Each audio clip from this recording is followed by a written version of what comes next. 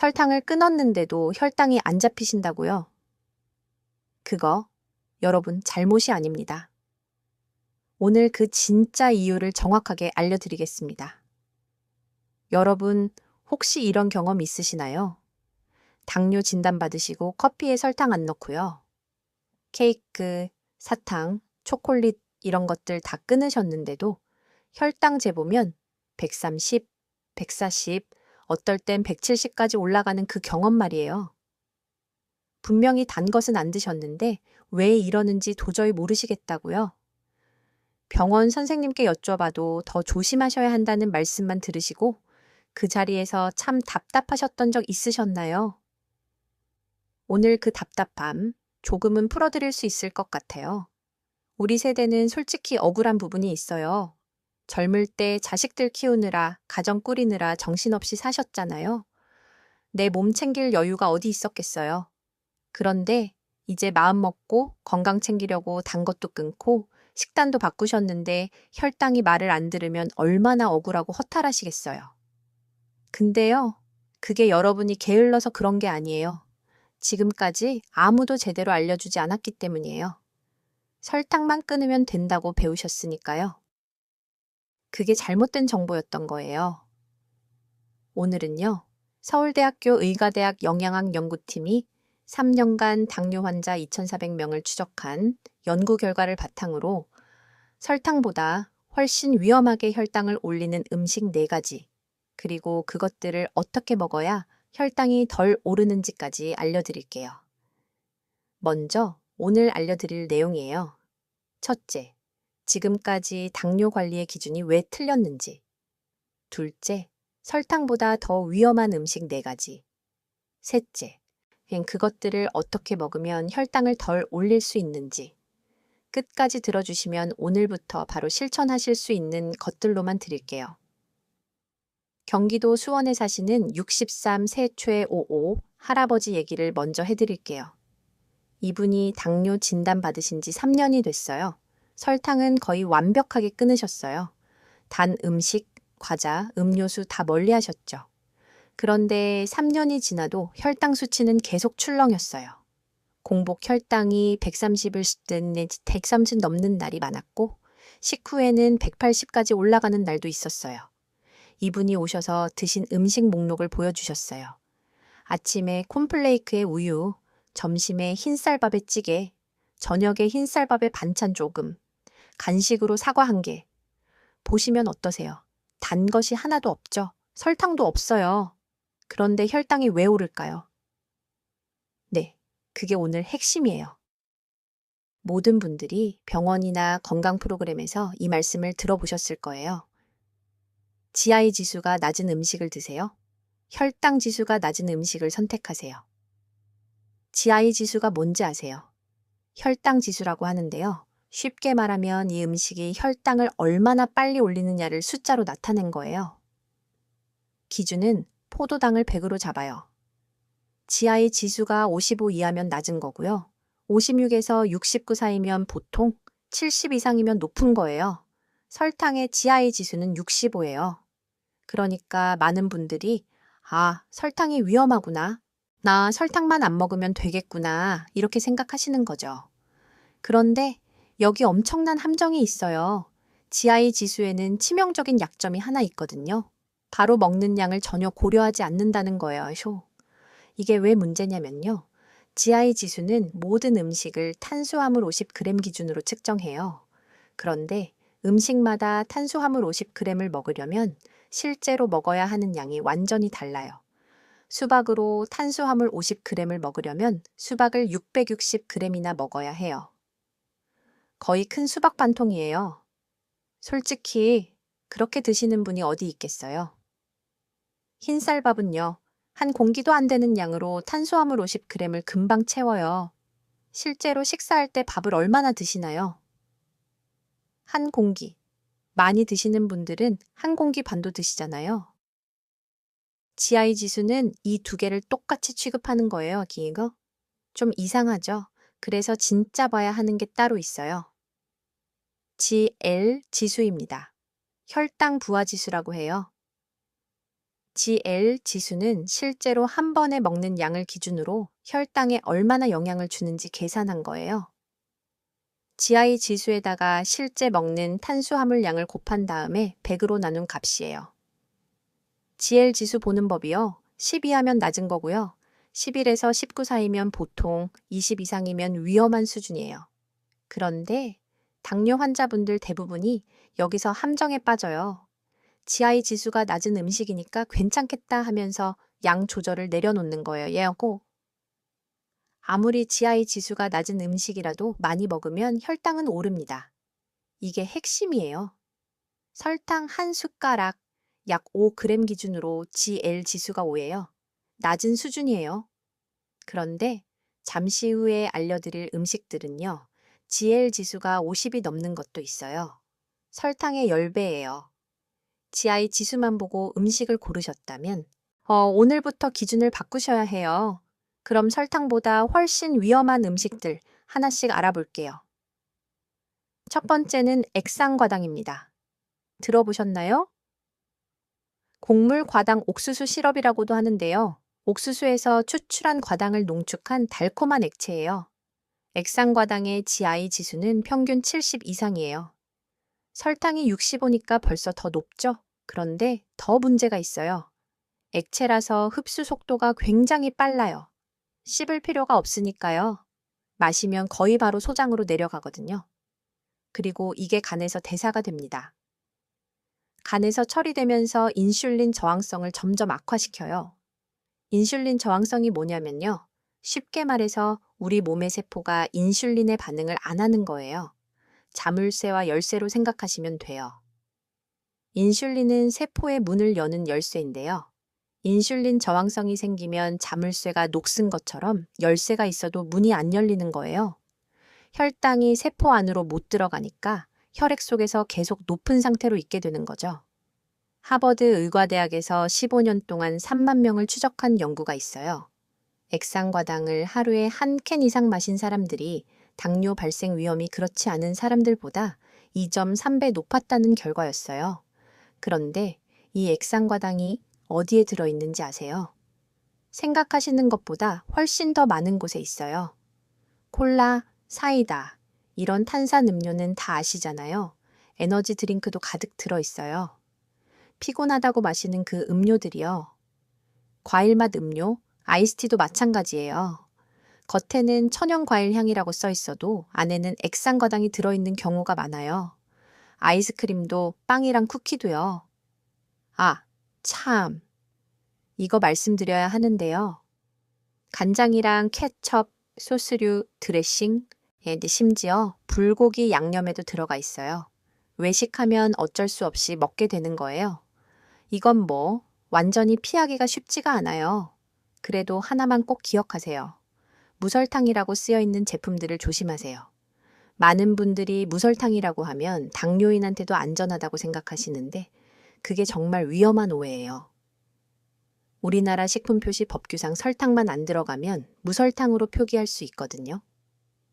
액상과당이 들어가도 올리고당이 들어가도 물엿이 들어가도 설탕만 없으면 무설탕이에요.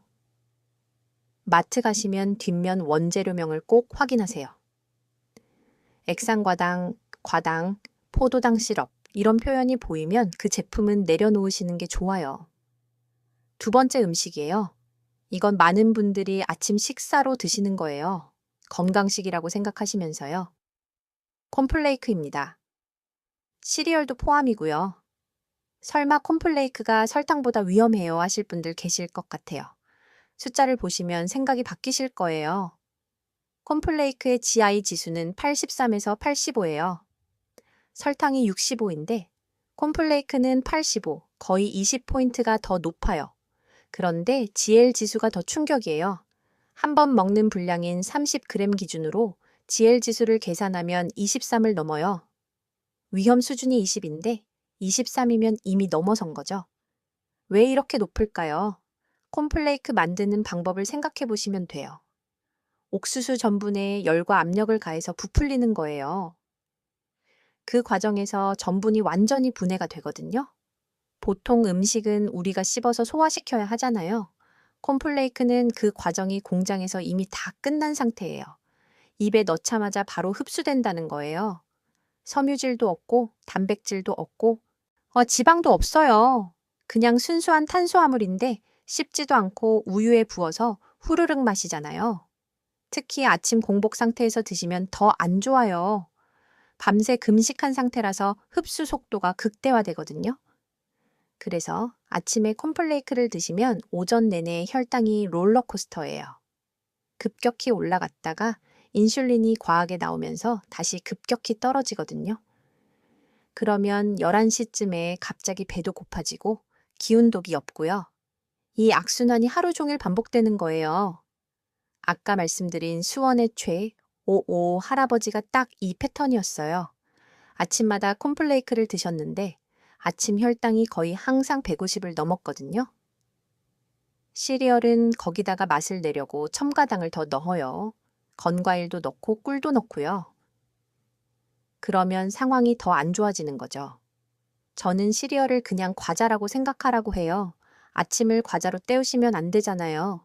그럼 아침에 뭘 드시냐고요. 계란 2개에 채소볶음이 좋아요. 아니면은 통곡물빵에 아보카도 조금. 이렇게 드시면 오전 내내 혈당이 훨씬 안정적이에요. 세 번째예요. 이건 정말 많은 분들이 충격받으세요. 바로 흰쌀밥이에요. 밥이 설탕보다 위험하다고요? 네, 맞아요. 숫자가 말해줘요. 흰쌀밥의 GI 지수는 70에서 70이에요. 설탕이 65니까 이미 더 높죠. 그런데 GL 지수를 보면 더 충격적이에요. 밥 한 공기 약 200g 기준으로 GL 지수가 40을 넘어요. 위험 기준이 20인데 40이면 2배예요. 그런데 여기서 한 가지 더요. 소화가 잘 안 된다고 죽을 드시는 분들 계시잖아요. 흰쌀죽의 GI 지수가 78이에요. 오히려 밥보다 더 높아요. 쌀이 다 퍼져 있으니까 소화가 더 빨리 되고 그러면 혈당도 더 빨리 오르는 거예요. 아니, 제가 처음에 죽이 소화에 좋다고 알고 있었는데 혈당 측면에서는 오히려 반대더라고요. 진짜 의외예요. 가래떡이나 흰떡도 GI 지수가 85 정도예요. 명절에 가래떡 옆에 두고 한 줄, 2줄 먹다 보면 순식간에 없어지잖아요. 그때마다 혈당은 치솟는 거예요. 대한당뇨병학회 자료에 따르면 한국 당뇨 환자 중 식후 혈당 조절이 가장 어려운 이유 1위가 흰쌀밥 위주 식사예요. 근데요, 오해하시면 안 돼요. 제가 밥 드시지 말라는 게 아니에요. 우리 민족이 밥심으로 살아온 게 맞잖아요. 그 밥을 건강하게 드시는 방법이 있거든요. 당뇨가 있거나 혈당 조절이 어려운 분들은 흰쌀밥을 5분도미, 7분도미, 현미 잡곡밥으로 바꿔보세요. 도정을 덜한 쌀일수록 섬유질이 많이 남아있어서 혈당이 훨씬 천천히 올라가요. 그리고 밥 먹는 순서가 중요해요. 이거 잊으시면 안 돼요. 채소류를 먼저 드세요. 나물이든 김치든 샐러드든 뭐든 좋아요. 그 다음에 고기나 생선, 두부 같은 단백질. 마지막에 밥이에요. 이 순서만 바꿔도 혈당 상승 속도가 30% 이상 느려진다는 연구 결과가 있어요. 채소의 섬유질이 위장에 먼저 깔리면 나중에 들어오는 탄수화물 흡수를 느리게 만들거든요. 수도관에 스펀지를 넣은 것처럼요. 오늘 저녁 식사부터 바꿔보세요. 채소 먼저, 단백질 다음, 밥은 마지막이에요. 네 번째이자 마지막이에요. 이건 진짜 많은 분들이 오해하고 계세요. 바로 단맛이 강해진 과일이에요. 과일이 건강한 거 아니냐고요? 맞아요. 과일은 건강한 음식이에요. 당뇨, 합병증 예방에 꼭 필요한 영양소도 들어있고요. 과일을 드시지 말라는 게 아니라 어떻게 드셔야 하는지를 말씀드리는 거예요. 지금 시중에 나오는 과일들이 우리가 어렸을 때 먹던 과일이랑 많이 달라요. 어렸을 때 드시던 사과 맛 기억하세요? 그때는 새콤달콤했잖아요. 신맛도 있었어요. 지금 마트 사과 드시면 어때요? 그냥 달기만 하죠? 신맛이 거의 없어요. 품종이 개량되면서 단맛만 극대화된 거예요. 소비자들이 단 걸 더 좋아하니까요. 요즘 샤인머스켓 드셔보셨죠? 그게 얼마나 달아요. 예전 포도랑 비교가 안 되잖아요. 당연히 혈당에도 다르게 영향을 미쳐요. 또 문제가 양이에요. 설탕은 숟가락으로 퍼먹지 않잖아요. 그런데 과일은 건강하다는 생각에 양 조절을 놓치게 되는 거예요. 바나나 2개, 포도 1송이, 사과 1개.